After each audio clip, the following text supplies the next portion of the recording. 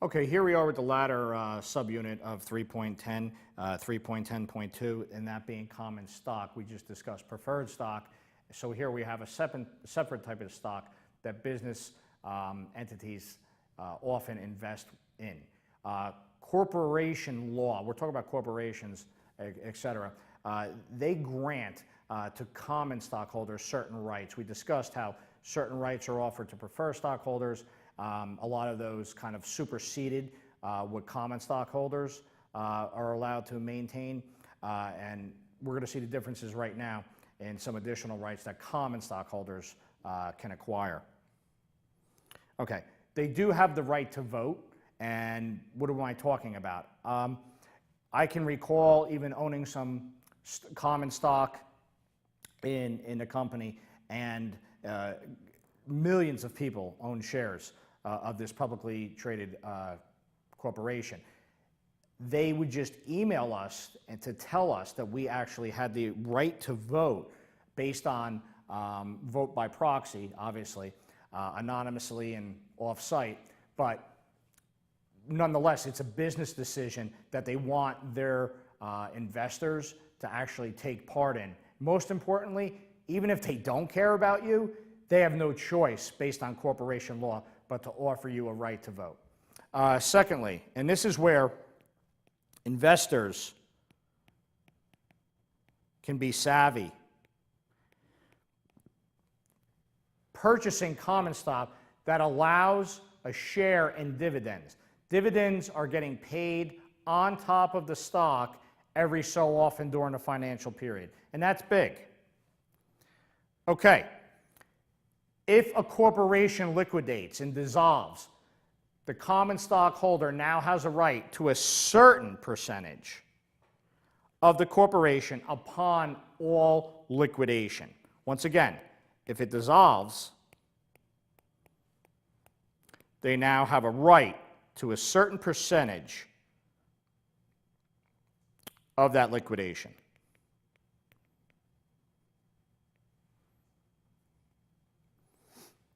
And here we have something titled the preemptive right. This is where there's a choice to buy a portion of each new issuance of stock in order to maintain the same ownership percentage. So, in this preemptive right, if Joe makes a choice to buy a portion of new stock,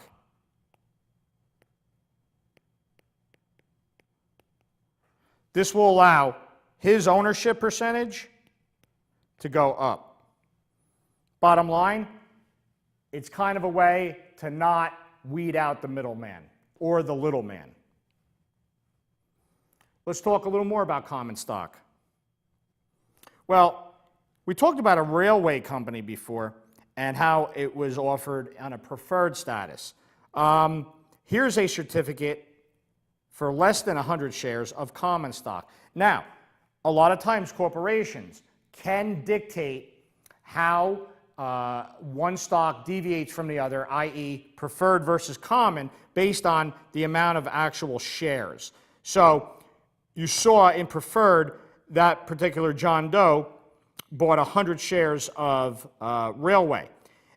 This particular stock, which has its own individual number, because corporations need to monitor how many shares they sell, the Baltimore and Ohio Railroad Company just sold 5 shares to this individual, and this was back in 1927. But bottom line, these are 100 shares each. So he owns, that's key. You want to pay attention to the individual share value. So he owns $500 worth of railroad company. Now somebody else may own $500,000, but they will treat a common stockholder the same based on shares owned and value inserted into the company. Here's the kicker. If you are a corporation, you must have common stock. That's a law and that's a regulation. Bottom line, common stock represents the basic ownership of a corporation. Yeah, you have a main hub of owners, as well as main board of investors, etc. But the basic ownership of a corporation are through its shareholders and stakeholders, and this is who they are, the owners of common stock.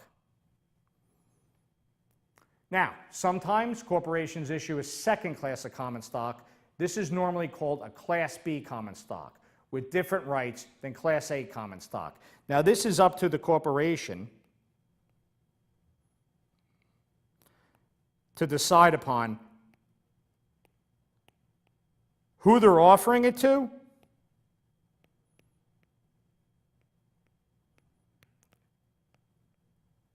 and what it entails. Different stocks for a limited amount of time for a different value. So even though every corporation must issue common stock, one way they get around by showing some more preferred, not to coin a previous phrase, treatment, is to offer two different types of classes of common stock. And obviously, two values that must be accounted for. And that's 3.10, preferred and common stock.